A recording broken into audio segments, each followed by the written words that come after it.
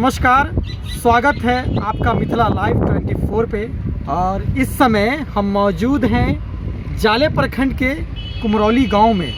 हमारे साथ चुनाव पे चर्चा करने के लिए एक शिक्षित उम्मीदवार जो कि जाले 1/3 क्षेत्र से जिला परिषद का चुनाव लड़ेंगे।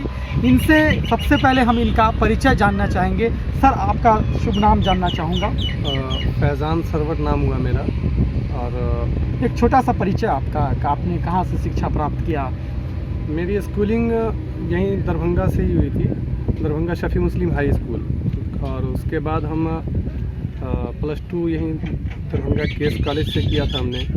फिर उसके बाद हम जामिया यहाँ से दिल्ली गए थे। दिल्ली में जा कर के जामिया का इंटरव्यू टेस्ट हमने दिया था डिप्लोमा का, तो वहाँ से हमने डिप्लोमा क्वालिफाई करके और डिप्लोमा वहाँ से हमने किया। तो सर, आप इस बार जिला पार्षद का चुनाव लड़ रहे हैं। एक्चुअल में जनता को ये नहीं पता होता है कि एक्चुअल में जिला परिषद जो उम्मीदवार होते हैं, जो जिला परिषद के कैंडिडेट होते हैं, वो उनका क्या रोल होता है इस पंचायत चुनाव में। तो इसकी जानकारी आप देना चाहेंगे?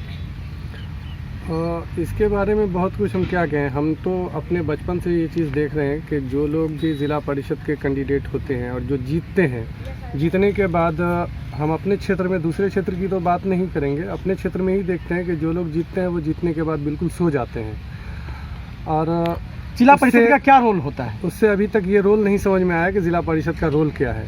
लेकिन हम समझते हैं कि अगर हम जीतते हैं या कोई भी जीतता है तो उसको ज़िला स्तर से कोई मतलब फंड को खींच करके लाके अपने क्षेत्र में डेवलपमेंट का काम कर सकता है। यानी कि जिला पार्षद का ये रोल होता है कि अपना जिला स्तर से कोई भी काम हो अपने क्षेत्र के लिए, मतलब कि उसको लागू करे, ऐसा होता है। तो सर, आप चुनाव लड़ रहे हैं इस बार, क्या विज़न रहेगा, किस मुद्दे पे आप चुनाव लड़ेंगे?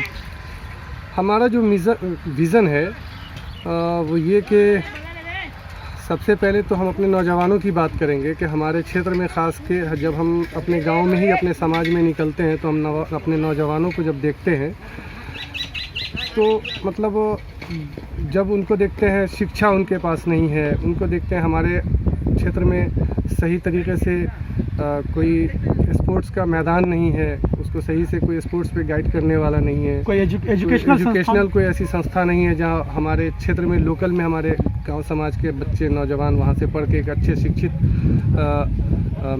हो सकें। तो ये सब सारी चीज़ों पे आप काम करेंगे। जी, इंशाल्लाह। स्वाभाविक है कि आप एक युवा हैं और युवा के हित में बात करेंगे, क्योंकि आज तक मतलब कि पंचायती चुनाव में खासकर लोगों ने देखा है या हमने भी देखा है इस चीज़ को कि युवा को एकदम बाइकआउट करके चला जाता है, लेकिन आप युवा के साथ चलेंगे। बिल्कुल, इंशाल्लाह। और क्या क्या मुद्दे रहेंगे चुनाव पे? इसमें एक तो दूसरी और चीज़ जो ये है कि हमारे यहाँ स्वास्थ्य केंद्र नहीं है बड़े पैमाने पे। अच्छा।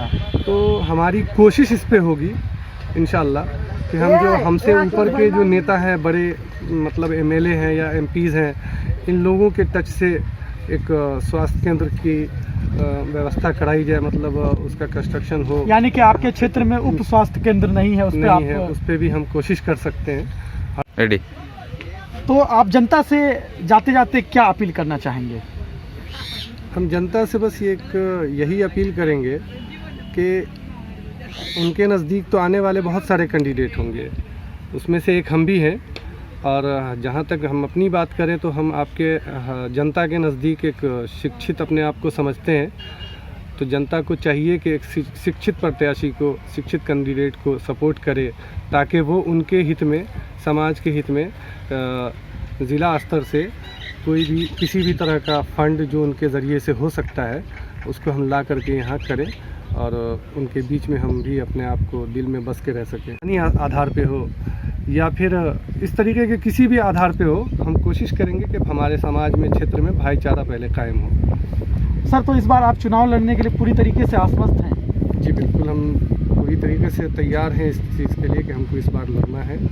और इंशाल्लाह हमारे क्षेत्र के लोगों से भी ये अपील है कि वो लोग हमको सपोर्ट करें इसमें, और उनके सपोर्ट से हम इंशाल्लाह जीतना भी चाहते हैं कि जीते तो उनके बीच में हम रह सकें। सर, आप कौन से क्षेत्र से चुनाव लड़ेंगे?